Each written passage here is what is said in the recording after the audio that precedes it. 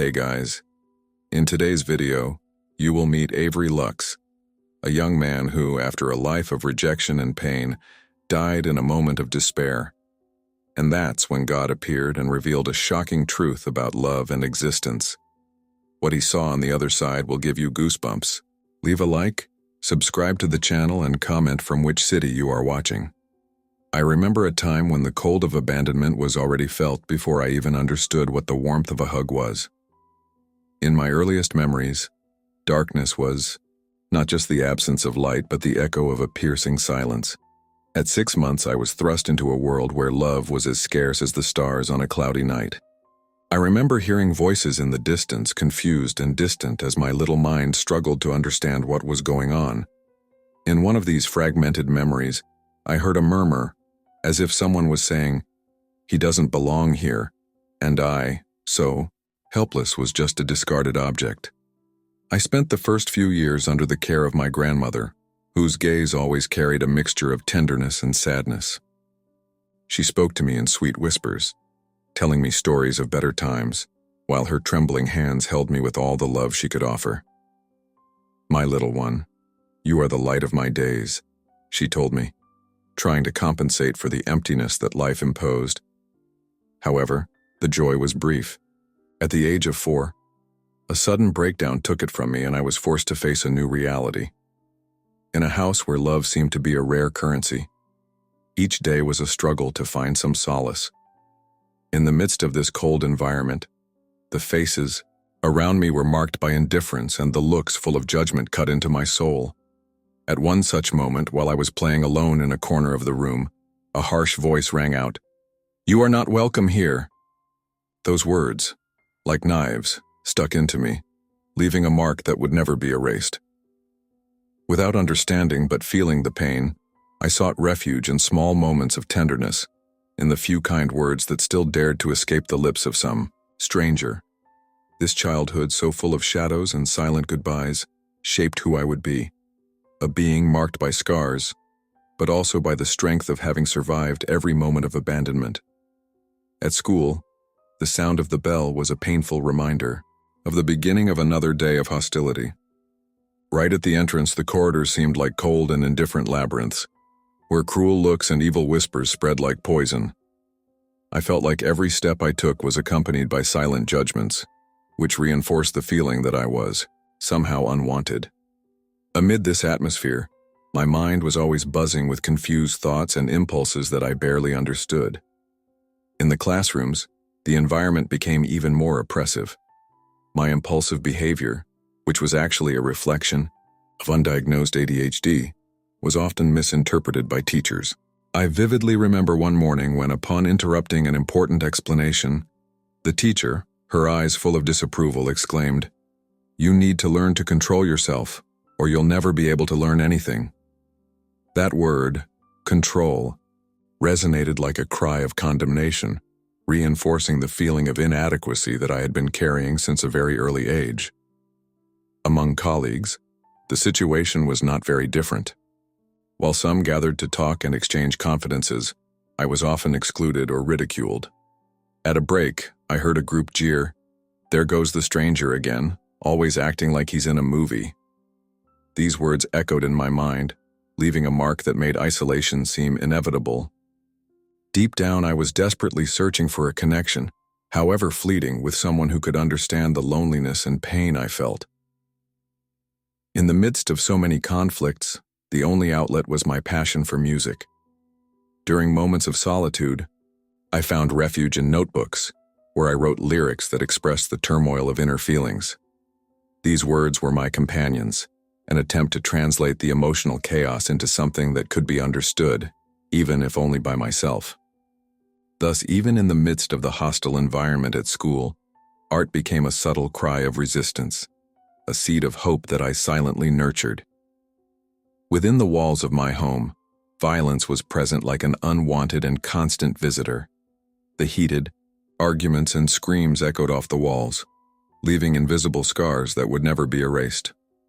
I remember nights when the silence was broken by the sound of objects falling and doors slamming furiously. On one of those nights as a child, while trying to hide from an imminent punishment, I heard my father shout in an angry voice, "You always get into trouble, boy." These words, thrown with such brutality, marked my soul, reinforcing the feeling of being a burden to everyone.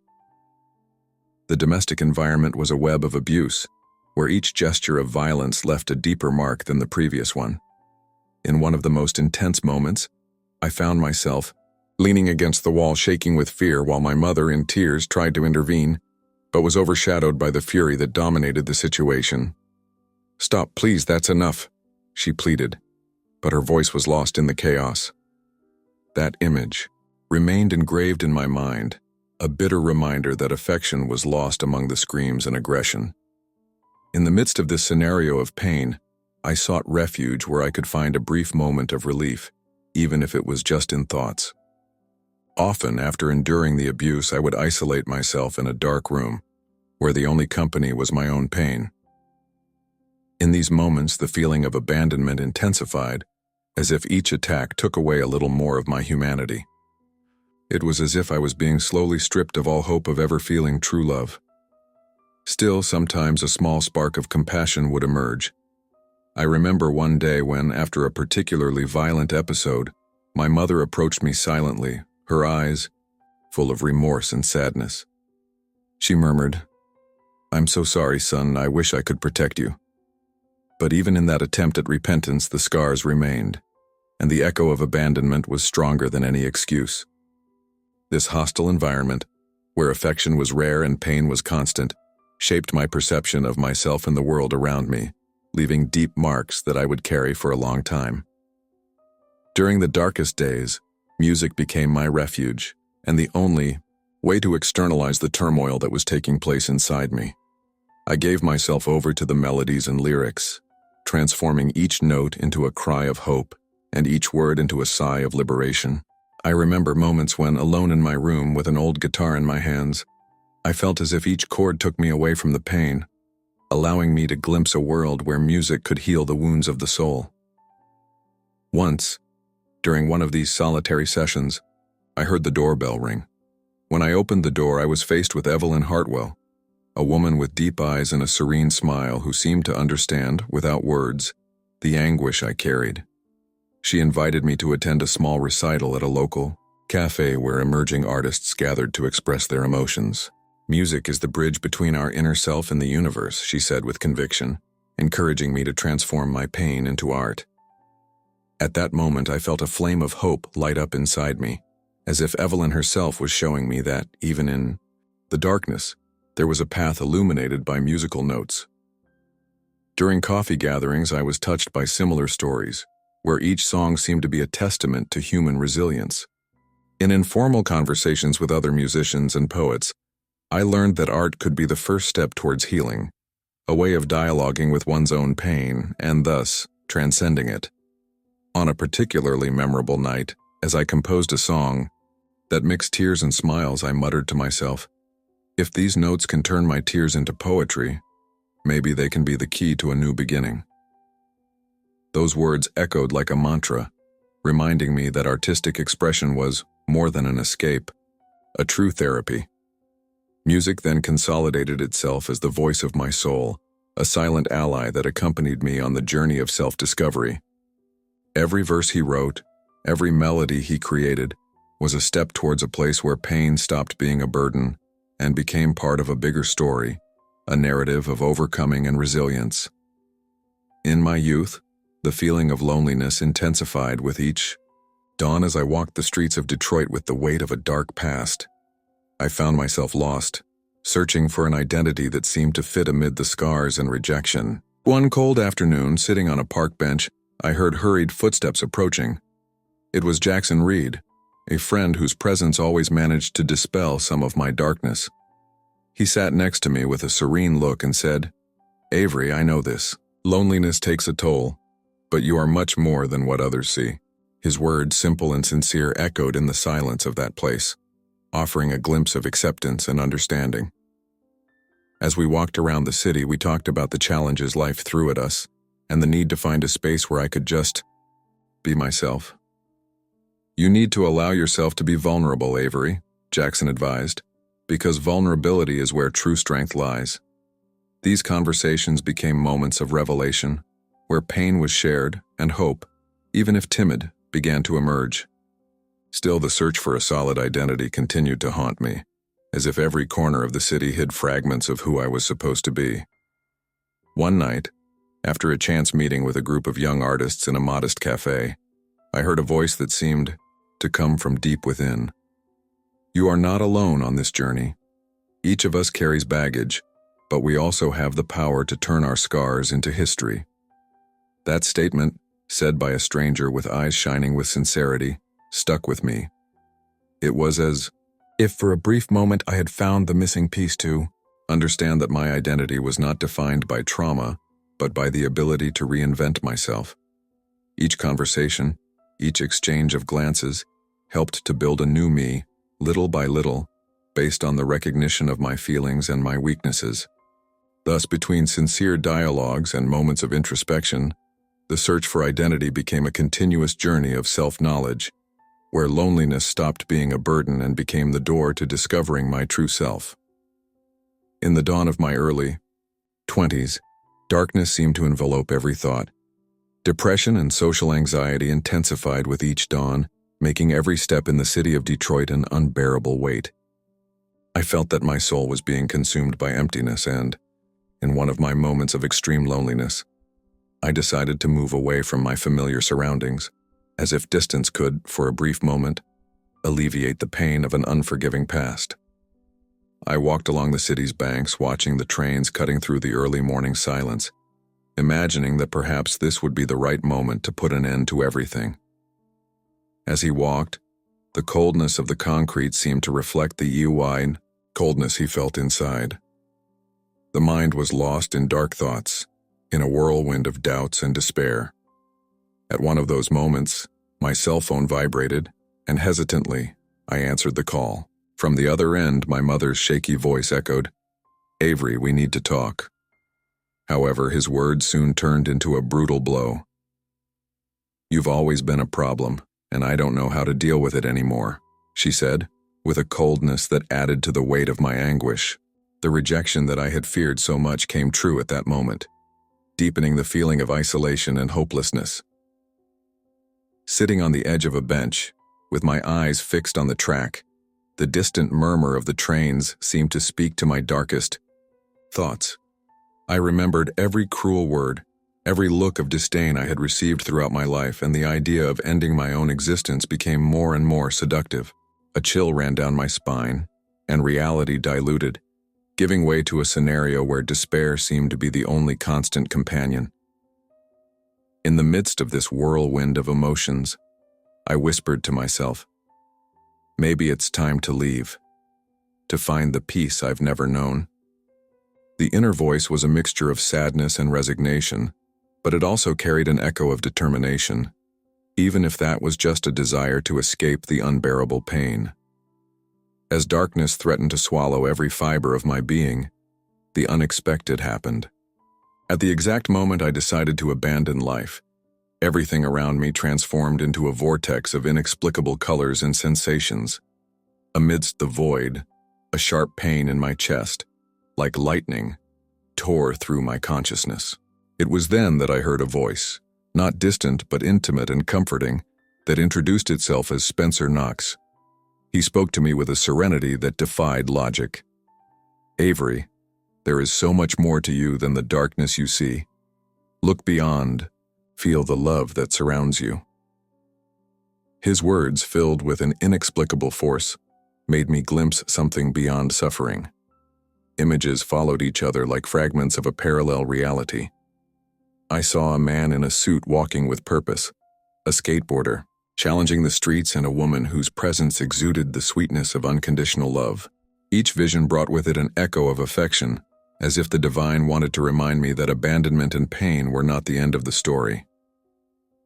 In the midst of this whirlwind, a singular image stood out, that of an immobilized snake, an enigmatic symbol that, at first sight, aroused concern. However, a gentle voice quickly advised me not to fear that sign, as it carried a meaning of giving up control and accepting the natural flow of life. Two angels materialized before me, Spencer Knox, with his imposing presence and calming voice, encouraged me to accept the gift of life, while another figure, Madison Blair, with human features and tender eyes, asked softly, "Are you sure you want to surrender to the void?" This duality confronted me with the choice that seemed to exist between definitively surrendering to despair and returning to a life full of challenges, but also possibilities for transformation. As rescuers struggled to revive my body, the experience transcended mere physical existence, opening space for deep reflection on the meaning of life. I felt on that threshold between the material and spiritual world that I had received a unique chance to transform my pain into a legacy of hope for others. I chose, with a mix of relief and determination, to return to life, willing to face the challenges that existence would bring and to use each scar as proof of resilience. After the experience that almost took my life, I woke up to a new dawn in the hospital. I remember every moment as if they were echoes from a distant past, but now with the possibility of a new beginning. During the days I was hospitalized, every heartbeat felt like a reminder that I had a second chance. The doctors, with their calm voices and firm gestures, not only revived my body but also ignited a spark of hope in me. In one such moment, a nurse approached and, with a reassuring smile, said, "You're coming back, Avery. The world still needs your shine." These words, simple and sincere, became a balm for the soul, helping me accept that the pain of the past no longer needed to define my future. As the days passed, I began to face not only the physical scars, but also the emotional ones. In long conversations with a therapist, I was able to revisit each painful episode and find, in the midst of so much suffering, lessons of resilience and self-love. I remember one afternoon, while it was raining outside, the therapist confided, "True healing begins when you forgive not just others, but yourself." This simple phrase resonated with me and awakened a desire for reconciliation, especially with my mother, whose absence and rejection profoundly marked my childhood. One night of introspection, during a vivid dream, I felt my mother next to me, offering a hug that, even if ethereal, seemed to promise a new beginning. From that moment on, I realized that reconciliation did not mean forgetting or justifying mistakes, but rather accepting that the past can be transformed into a path to the future. I began composing songs that spoke of forgiveness and overcoming, sharing my journey with those who, like me, had known the cold of abandonment. Each physiotherapy session, each word of encouragement, was proof that, despite everything, I still had a lot to offer. Recovery was not just physical, but also emotional and spiritual, a rebuilding of every piece of me that had been broken. Over time, the mirror stopped reflecting only pain and began to show a being who, despite being marked, had learned to love and reconnect with life. The new dawn arrived, transformed, and with it a mission that I never imagined carrying. I left the hospital with the conviction that each scar was a reminder of a battle won and an invitation to help those who were still lost in the darkness. With every step through the streets of Detroit, I felt the pulse of a life that now vibrated, with purpose and love. As he walked, an old friend, Jackson Reed, approached with a confident look and said, "Avery, you have become an inspiration. Your fight shows us that even pain can blossom into something great." His words, full of recognition, sealed the certainty that my journey was not just about survival, but about transforming adversity into strength. One day, during a performance at a small cafe, I met Evelyn Hartwell and Madison Blair, who shared knowing smiles and glances. Between applause and conversations that mixed emotion and music, Evelyn commented, "You turned your pain into art, Avery. This energy is contagious and makes us believe that there is always a way back." Madison, in her soft voice, added, "The universal love you carry transcends all barriers and enlightens those who still seek redemption." Amid those sincere exchanges, I realized that my mission had expanded.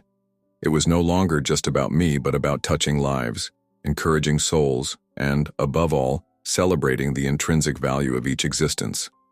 As the days turned into new chapters, I embraced the responsibility of being the light for those living in the shadows of abandonment.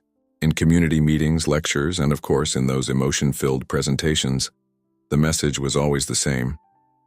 It is never too late to start over, and every pain, no matter how deep, can be transmuted into hope. Music, which was once just a refuge, now became the soundtrack of a new purpose where every note was a promise that life is a gift and that love is the force that holds us together. Today, when I look back, I see that the path was arduous but full of learning and unexpected miracles. Each challenge overcome became a cornerstone for building a legacy of compassion, resilience, and above all, faith in love that is reborn, even after the darkest moments. If you liked this beautiful spiritual testimony, leave a like, comment on your impressions, subscribe to the channel, and don't forget to activate the notification bell to watch each new video and help us spread this message to a greater number of people. Until next time.